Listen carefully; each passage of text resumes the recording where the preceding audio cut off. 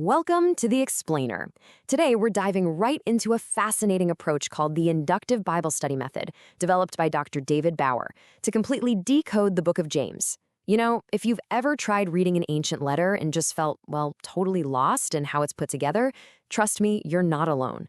We're going to break down exactly how this ancient text actually works. We're mapping out its hidden architecture to reveal what is, honestly, a profoundly organized masterpiece. Let's get into it. So here's a big question. Is there a single, universally agreed upon linear structure to the Book of James? Surprisingly, no. There's actually zero scholarly consensus on exactly how this book is organized. It's wild. Some people read it and just see a random collection of proverbs, right? Almost like ancient bullet points, while others see this highly structured, airtight argument. And you know what? This lack of agreement is exactly what makes surveying the Book of James such an exciting detective puzzle.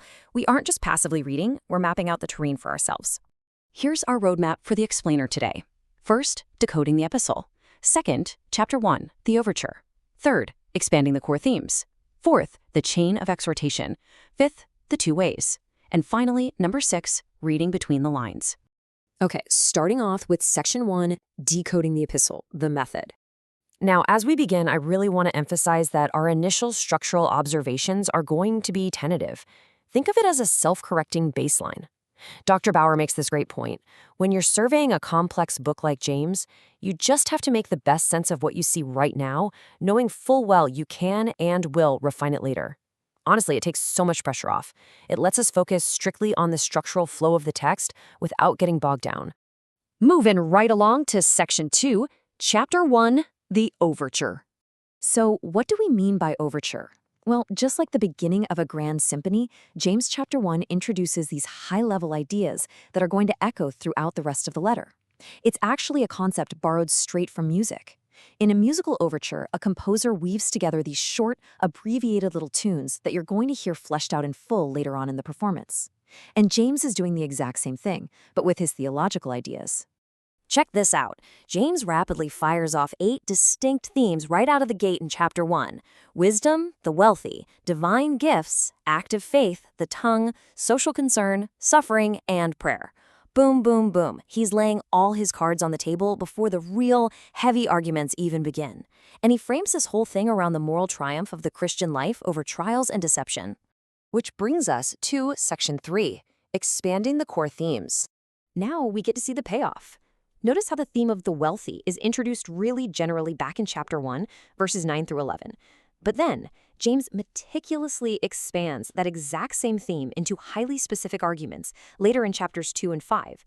Or take the tongue. It starts as just a few scattered notes, but it turns into this massive, detailed theological argument dominating chapters 3 and 4. This is exactly where the overture we talked about turns into the full symphony. It's brilliant. I know, to our modern eyes, this kind of structure might seem a little disjointed or jumpy, but a first-century audience, they would have recognized and totally expected this. Scholars like Luke Timothy Johnson point out that this was a very sophisticated Greco-Roman epistolary style. People back then were literally geared towards seeing major themes presented generally at the very beginning and then unpacked in rich detail later. So it wasn't random at all. It was a highly anticipated literary rhythm. Next up is section 4, the chain of exhortation. So we need to ask, how exactly does James compel his readers to take action? Well, he uses what's called a hortatory pattern. Basically, James is constantly shifting back and forth between the indicative, which are the theological facts, and the imperative, which are the behavioral commands. It's this continuous loop where what you believe directly dictates how you absolutely must behave. The best way to think of this is like a giant interlocking chain reaction. Here's how it works. Step 1, a theological cause or fact is stated. Step 2, that fact immediately triggers a lifestyle demand, a hard command to act. Then, step 3, that command is instantly backed up or substantiated by the very next theological fact, which, you guessed it, sparks the next command. So right action is always flanked by right belief. It's an unbroken chain. All right, moving into section 5, the two ways. This continuous chain of thinking and behaving forces the reader into a massive, overarching binary choice. Drawing super heavily from Old Testament wisdom traditions, James presents a stark black and white contrast between two absolute ways of living. On one side, you've got friendship with God. This is marked by proper behavior and a deep submission to God's sovereign will. And on the flip side, friendship with the world. This path is characterized by improper behavior, warring passions, and this dangerous illusion of self-sufficiency. And here's the kicker. James absolutely does not allow for any middle ground. He just comes right out and asks bluntly, do you not know that friendship with the world is enmity with God? Your overarching allegiance is proven by every single small action you take. He sets up this intense contrast that transcends the entire letter. You're walking one path or the other, period. And that brings us to our final part, Section 6, Reading Between the Lines. Okay, so if we want to figure out exactly who these original readers were and what they were going through, we have to use a cool scholarly detectives tool called mirror reading. This is the practice of deducing an audience's specific problems based purely on the issues the writer heavily emphasizes. Now, we do have to be careful with this. Just because a writer emphasizes a topic doesn't definitively prove there was a massive crisis. Sometimes it's just general good advice, right?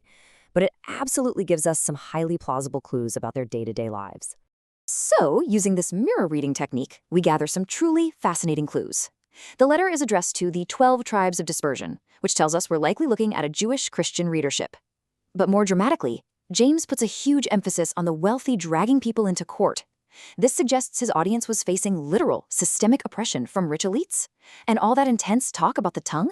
That strongly points to some serious, bitter, slanderous jealousy happening right inside their own church ranks. Talk about drama. It really does. And these intense, real-world struggles perfectly explain the book's wild, almost ambivalent tone. Have you noticed how James bounces around? One minute he's in this white heat of righteous indignation against injustice, literally calling his readers shallow men. And then he pivots instantly to the warm gentleness of a shepherd, calling them my beloved brethren. It's incredible. He is just fiercely, fiercely protective of his flock. Which brings us to a really profound final thought for this explainer. James concludes this meticulously structured masterpiece by basically inviting his readers to step up and continue the very pastoral work he just modeled for them, pulling wandering believers back from the error of their ways. So I'll leave you with this question. How can you apply this ancient model of pastoral reclamation in your own life today? It's a powerful call to take this beautiful symphonic structure off the ancient page and live it out in the real world. Thanks for joining me.